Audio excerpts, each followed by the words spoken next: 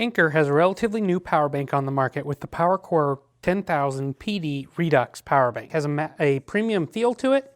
You can see kind of a crosshatch pattern on the plastic here. It's very solid, doesn't creak or crack or anything like that. Supports USB-C in and out, and USB-A out with the Power IQ 3 technology. It supports a maximum of 18 watts of power and has a low power trickle charge mode as well. And thanks to Anker for sending this to me to take a quick look at. If you guys haven't subscribed to my video content already, I'd appreciate you doing so. I try hard to put out new videos about every week. I've got a Facebook page and a Instagram. If you aren't following me there, I'd appreciate a like and a follow. Packaging here, this is what the power bank comes with. It's a white box. It's got a little bit of texture, kind of looks like circuitry on the front here, kind of neat. On the back, you've just got some statistics about it, tells a little bit about it. Anker's a fan of 30 million plus happy customers. It's got fast charging via their leading IQ technology. It's got 18-month warranty. Then it gives a little bit of the specs here in the smaller. The power bank comes with a nice mat here, and it fits nicely in there. You can also slide the manual in there. The manual doesn't have much English to it. It's a lot of just pictures, kind of taking a cue from IKEA. And then they've got a USB-C to C cable here. This is Anker branded and pretty high quality. That fits in there too nicely. And then lastly, here's a Anker charger that I looked at a couple weeks ago, and I found this to be a really nice travel combination to all fit in this bag and just bundle up, and a little nice compact package. Away you go to the airport, and you've got power and a charger here to top up your phone or tablet, no problem. So let's talk about the specs here of the power bank. Let's talk about the specs here of the power bank, and then I will tell you some more details. This total power output, as I mentioned before, is 18 watts. USB-C input via PD mode can support 5 volts at 3 amps, 9 volts at 2 amps, 15 volts at 1.2 amp. And that 15 volt is kind of important because not many power banks this size support that, and that's important for charging your higher power devices like Nintendo Switch and some laptop. For USB-C output, it can do 5 volts at 3 amps, 9 volts at 2 amps, and 15 volts at 1.2 amp. And USB-C output DC is 2.4 amps. On first glance, 18 watts of total power is good for something this size. And given the capacity of the charge, it'll charge most smartphones about twice. And my Note 8 was very similar to that. I've got my Note 8 charging here. My phone's only at 59%, so it's not fast charging at the moment at full capacity, but it's my lowest power device at the moment here. But you can see here it's charging at 9 watts pretty much, and that's not bad for an older phone here that doesn't support all the modern standards that this power bank does. But I was able to charge it from 15 to 100% twice with no problems. This will charge my iPad as well with a USB-C to Lightning cable. And if the charger here is above 2 bars on the LED here, it will charge at AC wall speeds. However, when the power bank drops below 2 bars, speed will decrease to a much slower rate, and that's just because the power bank doesn't have enough voltage to boost and give you that full wattage power. And while I don't have a Nintendo Switch to test this myself, the power bank will charge one, but isn't compatible with the Switch's charge and play setting. Unfortunately, the PowerCore 1000 PD Redux doesn't have enough wattage to charge most laptops and won't charge my Dell as well.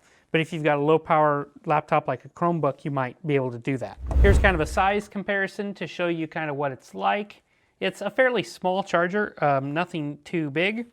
You can see it's a little thick though, and I think that's because it's got two 21700 batteries inside, kind of sitting here and here.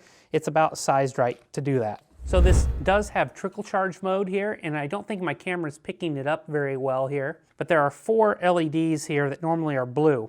If you long press for a few minutes, this first LED turns green, and that's trickle charge mode. And what that does here is for low power devices like wireless headphones, fitness trackers, and some small keychain powered flashlights, they charge at such a slow speed that your power bank thinks charging's done and will automatically shut off. This low power charge mode overrides that, and it's really nice to have.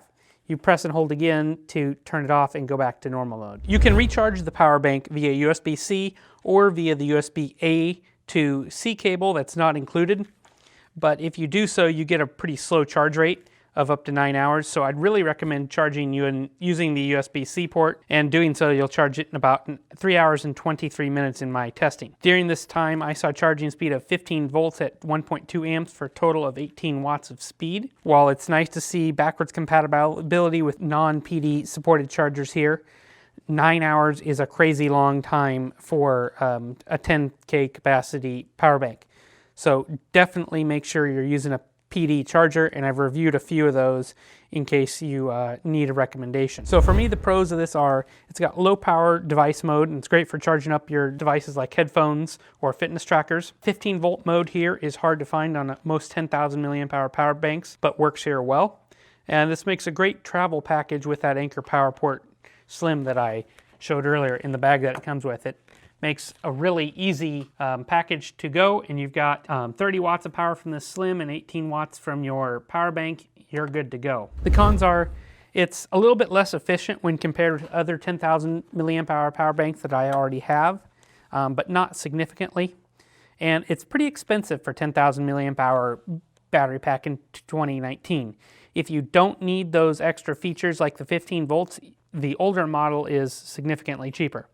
And there's no Qualcomm 3 support for the latest model of Android phones here. So my conclusion is the Anker PowerCore 10,000 PD Redux is a good power bank, and one of the few that supports 15 volts needed for fast charging of the Nintendo Switch and a few smaller laptops. While this isn't practical for most laptops, it's a much better fit for your smartphone and tablets and other small portable electronic devices. Full and primary support for USB-C here is a nice touch. Anker has made an update to improve compatibility with some previous Anker chargers in May of this year, so now that that's fixed, you should have pretty good compatibility. As I mentioned before, this pairs perfectly with this Slim charger from Anker that I reviewed a couple weeks ago, and goes in that bag really nicely. Value here isn't typically what I'd expect from Anker, unfortunately, and this upgraded model has a significant premium over the previous model without a ton of change. If you're using it for a laptop or Nintendo Switch, then it's worth that premium to get that 15 volts, but if you're charging it with a smartphone or tablet, while you're out on the go or traveling,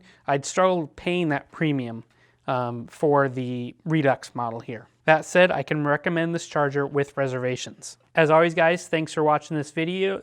If you've got any comments or questions, leave them in the description below. And as always, I'll have a link with any coupons that I have on where you can pick this charger up and that previous model if you're interested. As always, subscribe and like, and I look forward to your feedback on this one. Catch you on the next review.